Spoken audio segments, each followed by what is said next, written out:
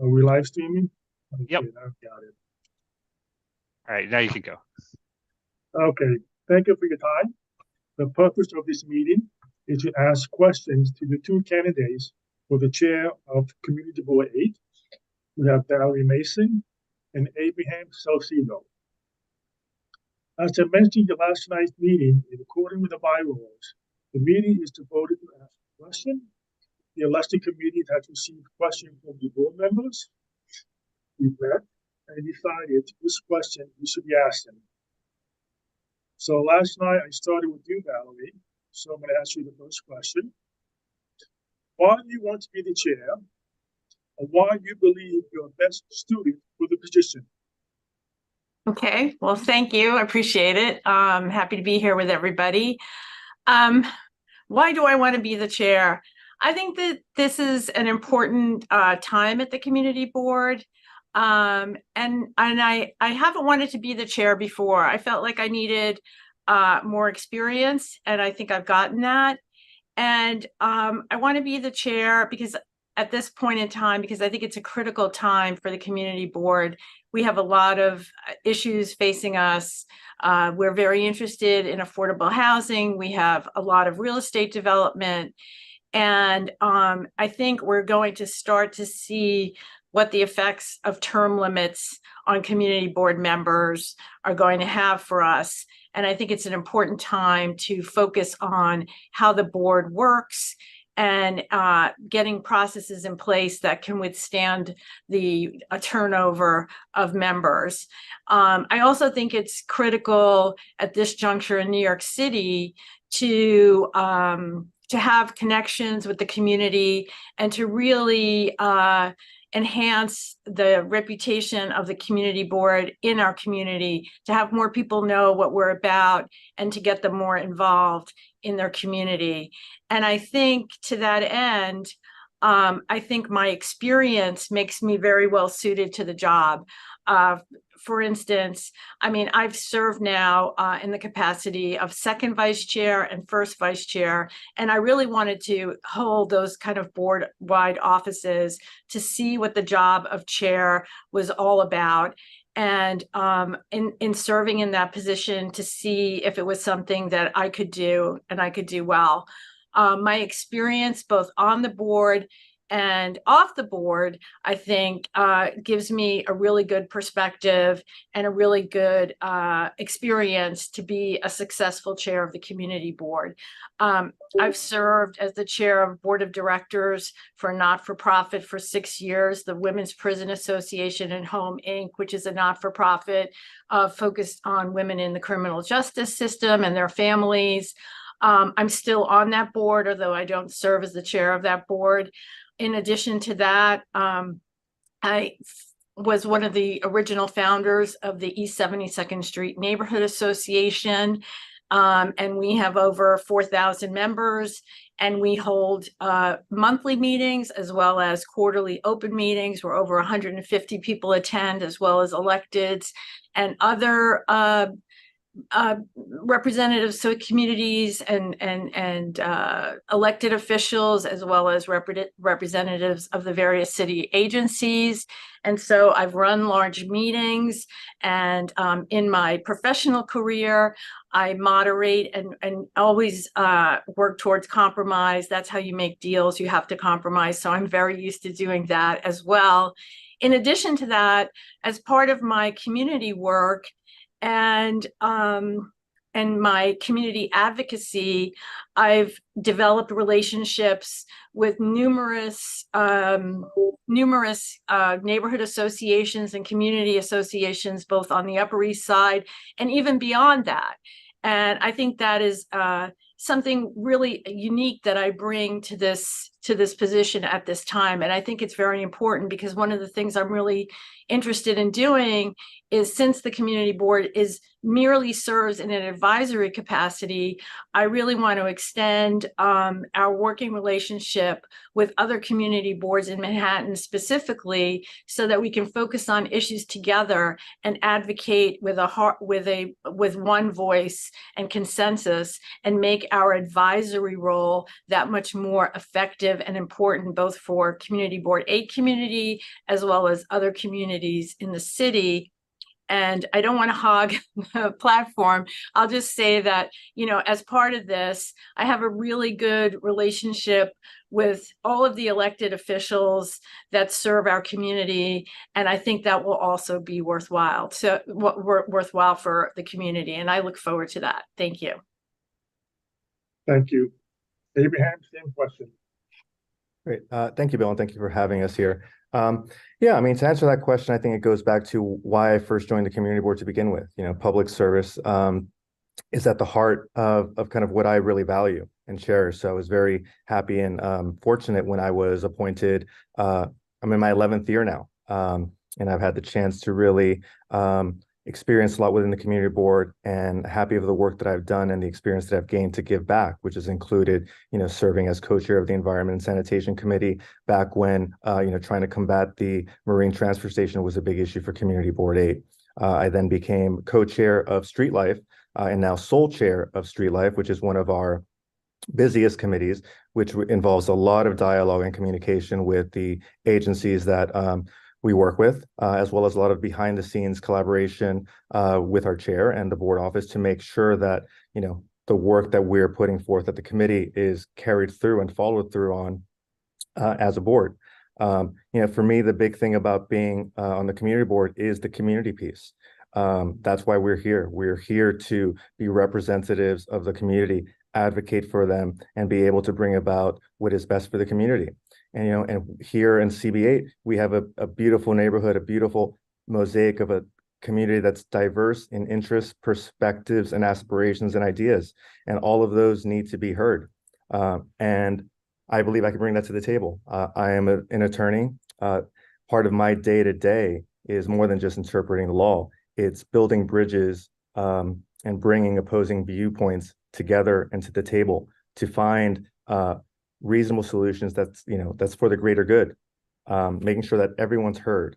It's about, I can bring to the table, and I want to lead this board now that I see this opportunity here to be able to be a zealous advocate for our community while having the composure and displaying the respect that everyone deserves, that to be heard, to build those alliances, strengthen those relationships with our agencies, our elected officials, to increase the profile of Community Board 8, because I think that's an area that we know is an area where we need to continue to develop, to have more outreach so that people know what to expect from us, so that they don't have a misapprehension or a misunderstanding of what we do and what we can do.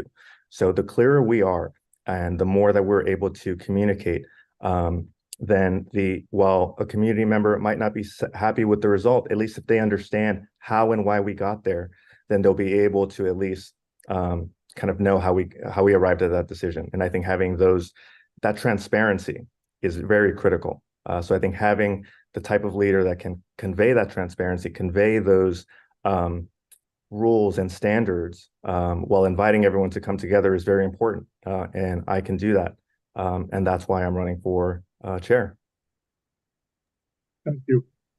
Question for Abraham. How would you define the success for the role you are seeking? Can you repeat that, Bill? How would you define success for the role you are seeking? Yeah. Well, the wonderful thing about Community Board 8 and the executive committee and the role of chair is that we are not starting from scratch. We already have a very successful community board, and our prior chair has done a wonderful job. So success is measured by continuing that and building upon that. So making sure that we continue to grow our impact and our outreach, making sure that we continue to keep and maintain the relationships that we have with the agencies, the elected officials. We don't want to go backwards. So we want to make sure that the actions we take going forward are clear, transparent, and meaningful and measurable. It's always, New York City and the Upper East Side is always changing. And it's important to make sure that we are being responsive to the needs of the community. As mentioned at the meeting last night and throughout the course is, housing is a big issue. So we need to be able to bring people together to understand what is and express what is the goal and what is the vision that Community Board 8 has. And I think as a chair, that's what I want to do. I want to set out, kind of a vision so that the community knows what to expect from us and be able to hold us accountable so that we're able to be clear in our decision making and our approach so that they know that we're here to advocate for them. To me, that is success, continuing to build off the success and what we already have. Thank you. Valerie, same question. Yeah, I agree with Abraham. I think that this is a really successful community board. I know from outreach to other community boards and officers there, how well respected we are, and how what we do is often a model for what other community boards are trying to do. And so we are a success. I think your question is really how would if I'm elected, how would I view what I want to do and what I want to do to be successful in that role. I think a lot of it is measuring it in terms of talking to our chairs, seeing what they would like to accomplish short-term and long-term, setting out goals, things that we can accomplish in committees, as well as a goal for the board, so we can find some consensus and everyone feels like they're working towards the same thing, whether it's affordable housing or any of the other issues that we're looking at. Obviously last night we were talking about zoning and what can be a successful zoning outcome for our area. I think it would also be defined as how are we engaging in the community? I'm very keen on when I go to a meeting, I like to see how many people are on Zoom. I keep track of that in my own mind. I also go through and see who's attending the meetings, see if new people are coming. Are they coming back? What issues seem to bring out the community more? And I think we should focus on seeing how we can, again, attract more members of the community, make sure that we are talking about issues that they're interested in, that they come and they have input and they really feel like we are adding value to the whole community process. So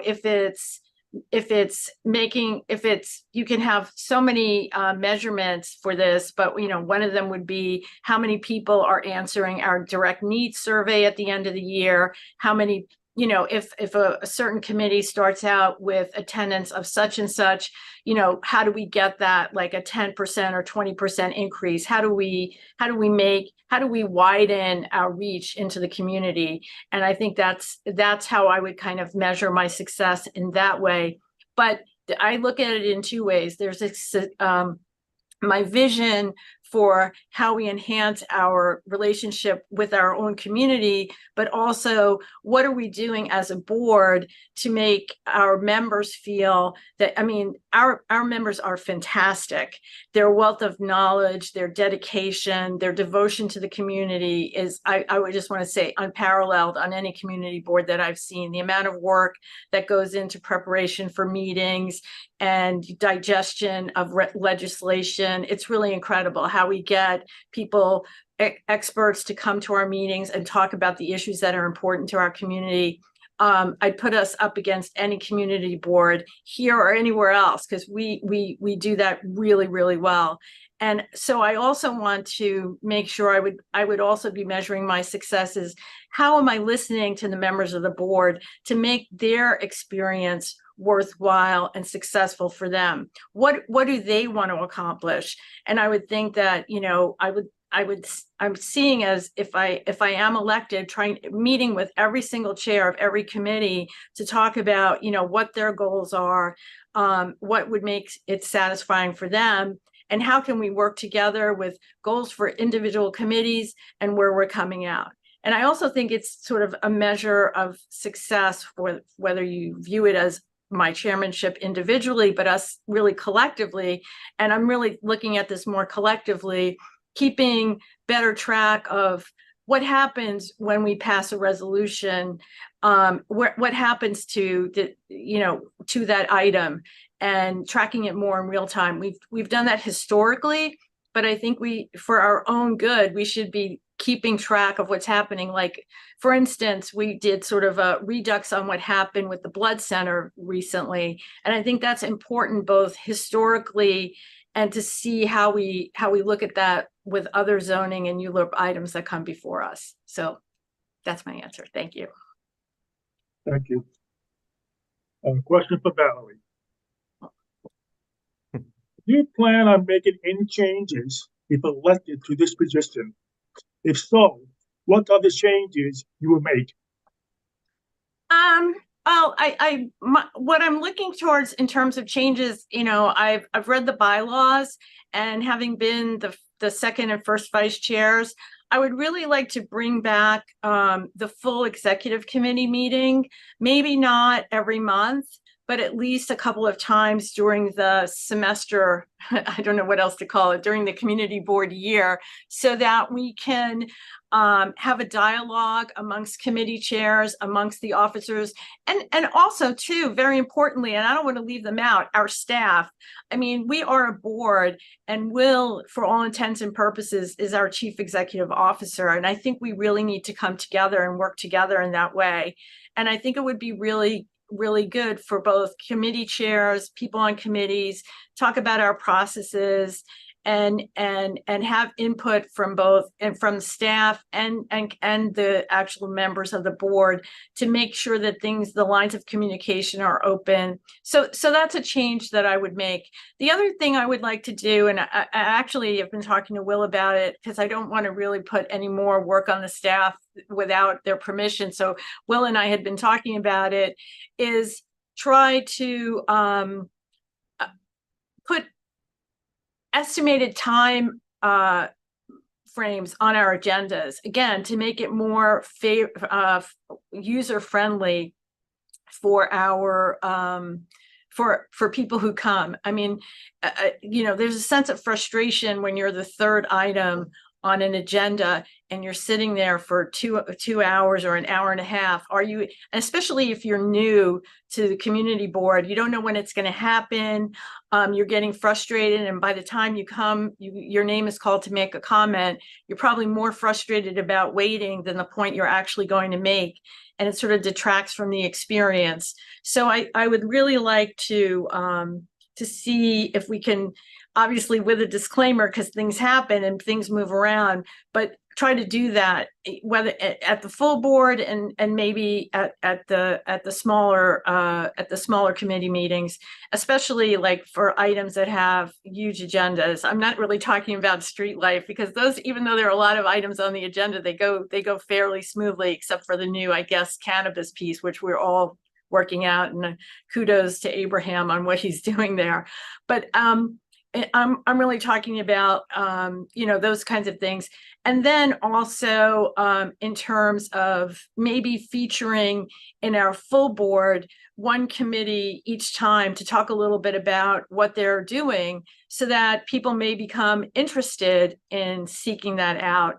The other, I don't know if it's a change, but the other thing I want to do is I want to try and do a better job of notifying the public of what issues we're discussing. A lot of the questions that I ask in committees are who was noticed, and especially when I don't see a lot of members of the community at the meeting, it always makes me nervous that we're having a hearing and for example, and we're talking about taking 3 parking spaces away from a block and giving them to a private corporation, and we only have 2 members of the public that are there to discuss it. Something tells me that the notice is off. And I'm not saying at all that should be the responsibility of our staff, but I think we have to figure out ways to do that. And one of the things, again, it's not a change, it's just an addition, is at least trying to reach out to the various managing agents of buildings across our district to at least put them on notice, and make sure we have their addresses of things that are happening. Obviously, everybody has to do their own due diligence and keep aware, but there are a lot of people who don't know that the community board even exists, and it's that posting that's on the lamppost that all of a sudden, and I see this more in my role as the president of the East 72nd Street Neighborhood Association, all of a sudden my email and phone are lighting up. You know, we passed this poll and we're seeing that there's a meeting, and what is this and how do we get involved? So those are sort of the changes that I would like to make. That's it. Thanks. Thank you. Abraham, same question. Great. Well, the first thing I would do if elected chair is I would actually sit down and talk with the board office to understand, you know, what are the needs that they see. You know, community board, the chairs rotate, right? It's the board office that is the institutional knowledge. I want to know, you know, what would they like to see? What can we do to better support them? What ideas that do they have that they see? They're doing this every day. You know, they have tremendous insight. I know because I work closely with the board office specifically for streetlight, but we can do that as a whole. So that would be the first conversation I have, is to, you know, work together with the board office to find out what changes they would like to see, what suggestions they have in dealing with constituents, seeing how resolutions are followed up on, et cetera. The other element that's important to me is transparency. You know, as chair, I would like to have more engagement with our community board members. Also at the, you know, executive level meeting with all the chairs of committees, but also with the balance of the board. You know, I know we have our chairs, a space for our chairs report at our full board meeting, but often because of time constraints, you know, those can be abbreviated. So I think that our board members want to know what's happening behind the scenes. They want to know, you know, what happens at the, you know, borough-wide meetings. So to be able to have that transparency and let them know, you know, other things that are either coming down the pike, things that are being discussed that might impact this community board, I think is helpful to be able to incorporate, and I would plan to do that. Additionally, Valerie mentioned a very good point about the term limits that's coming into effect. So in order to preserve our institutional knowledge, you know, how can we better have, you know, a transfer of knowledge, if you will? I think we should have more of, you know, an alignment and programming to like partner existing board members with incoming board members and newer members to be able to share their experiences and be able to have, you know, bring them up to speed on issues. So it's almost as if we're grooming the next wave as community board members start to roll off. I think that's important. So having a program to be able to do that is going to be key. Other changes, you know, again, street life, try to run a very efficient meeting. You know, I think one of the things we've talked about is that community board needs to do more outreach. That is an important thing. But I think the other piece is that we need to be clear when individuals come to community board meetings for the first time to hear a specific issue, that we are clear at the beginning of meetings, whether it's the land use meeting, full board meetings, or at the committee meeting, what the role of the community board is. So they don't have a wrong expectation of what we can do. You know, so whether it's a brief 1-minute synopsis of what they can expect at the beginning. We are an advisory board. We are voting. We're hearing this application. We will vote on this one way or the other. And then what is next? What can they do? You know, will it go to the city council? If it's you know, providing that information that a newcomer will not know. And sometimes they come in and we just jump right into our meetings and we're voting and we're discussing. A newcomer is going to be overwhelmed. They're going to walk away just hearing that a decision was taken. If it was taken not in the direction that they wanted, then they're going to have, you know, a sour taste in their mouth, mostly because they didn't know what to expect. So I think that is an important piece, and that is valuable time to devote to meetings at the outset. So I think those are the key kind of elements that I think are changes, and also open to changes. I think creating the dialogue of having input from our community members and our chairs of the committees as to, you know, what are they seeing day to day on the committees? What do they want to be able to incorporate and give back to the community board? So I think those are the pillars on which I would like to have my chair role reign if selected. A question for Abraham. Meeting lengths are a concern.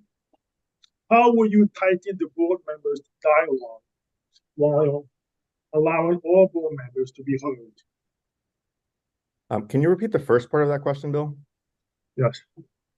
Meeting lengths are a concern. How would you tighten board members' dialogue while allowing all board members to be heard? Great, thank you. Yeah, I think that is very important, and I think that is something that I do at my street life meetings. I think you do that by setting the tone at the top. You set out the expectations that everyone needs to be heard, but I think everyone needs to be mindful that there are time constraints. So I think that means being concise in your statements. More importantly, not raising your hand or not trying to speak multiple times if you are only going to be repeating the similar statement or the similar sentiment. For example, if we had at Street Life that there's multiple applications, one needn't state the same reason if it's already known why they're voting a certain way. If they just have a particular position, that needn't be repeated. So I think setting the tone at the outset that we're here, we want to be respectful. Everyone's voice is important, but we also need to remember that we have to be mindful, and brevity is key to be able to do that.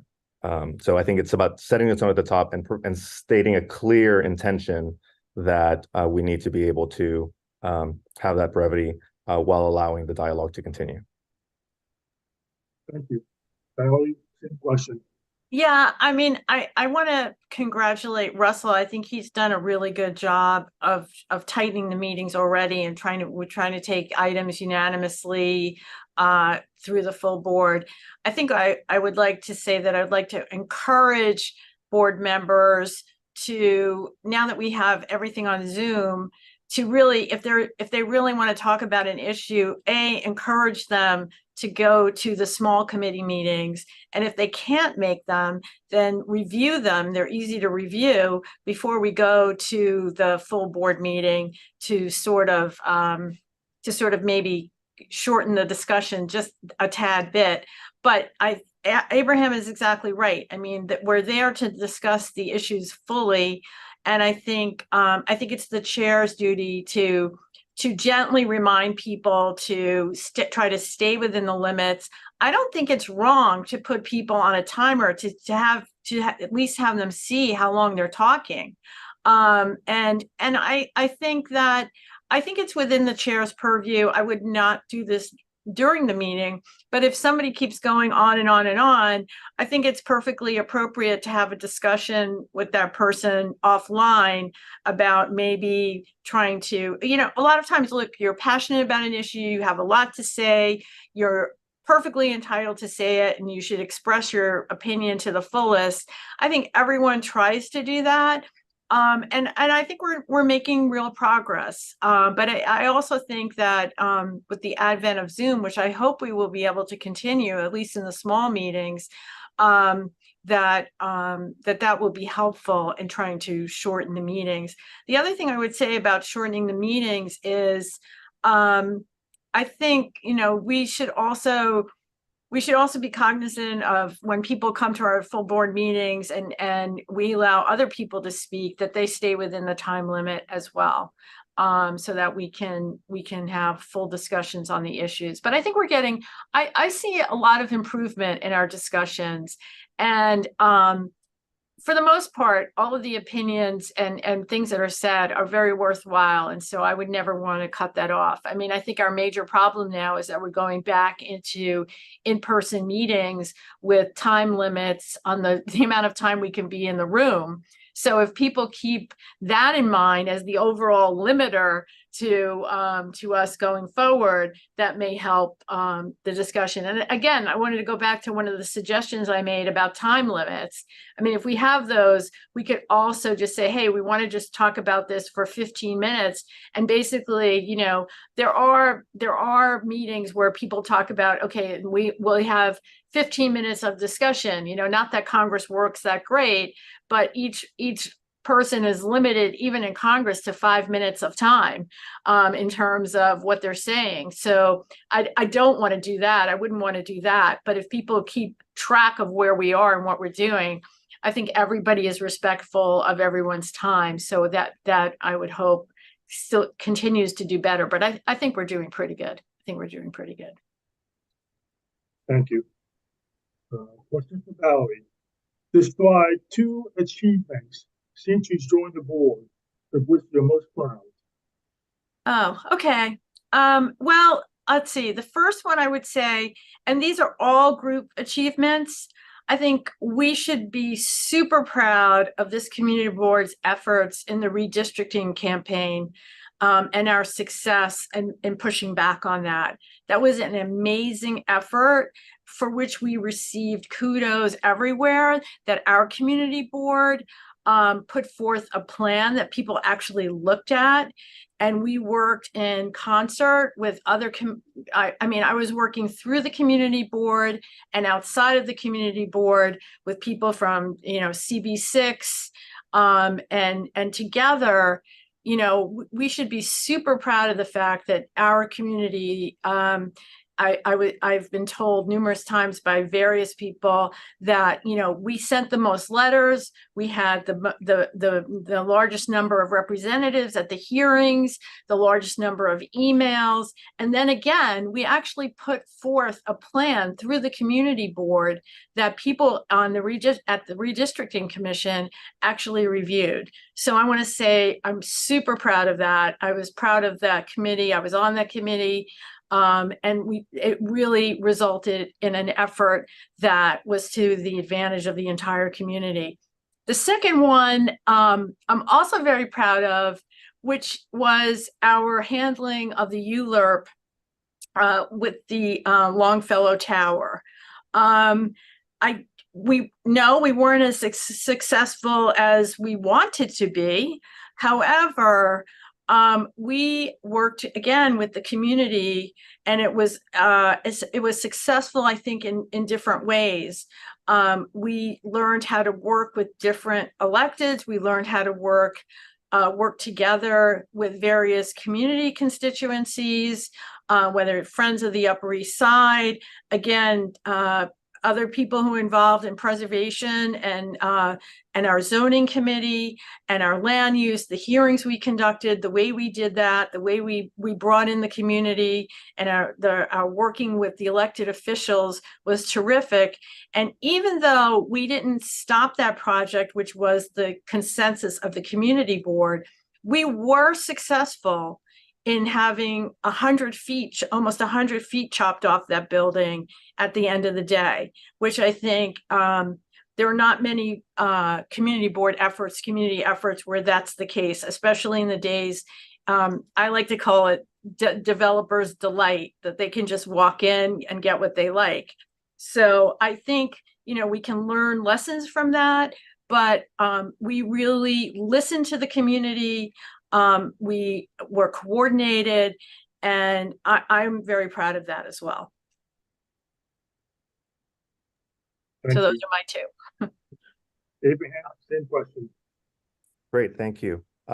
Yeah, I won't go into too much detail because Valerie really spoke specifically about the potential redistricting that this community board was successful at, averting. And I think the key takeaway from that was the kind of the collaboration, the coalition building that we were able to, mobilize to be able to speak out against that. And I think that's a big key win, high level takeaway.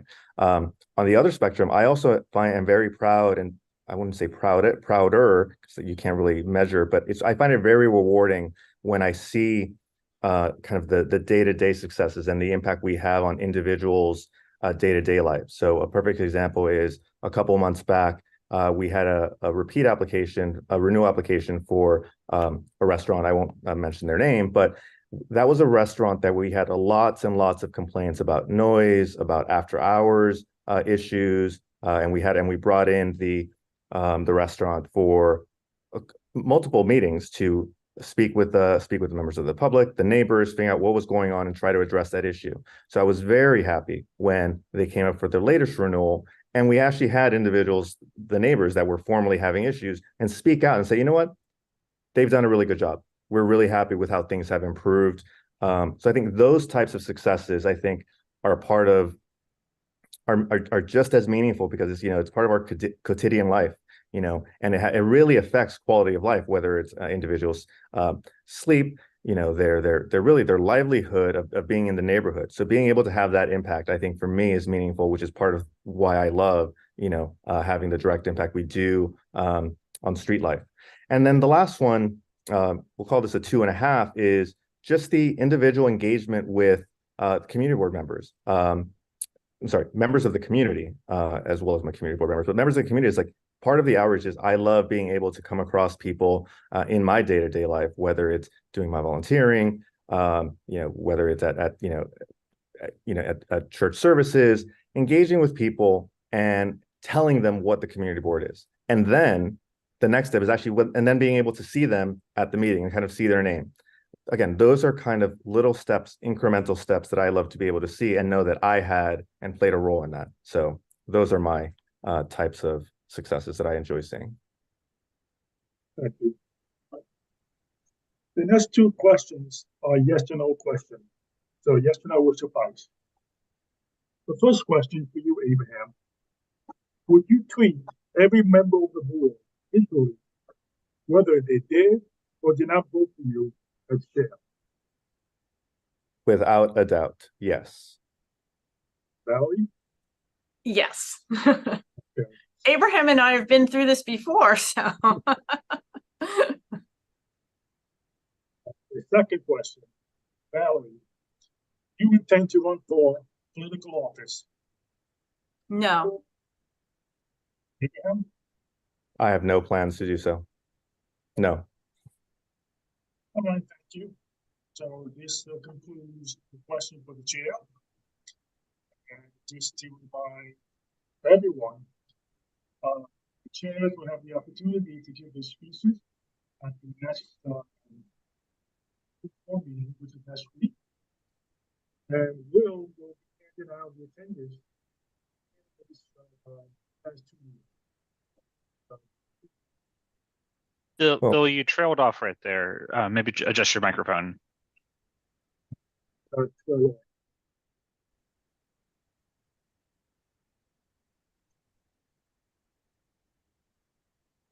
This concludes our question for the chair. So, am I missing something?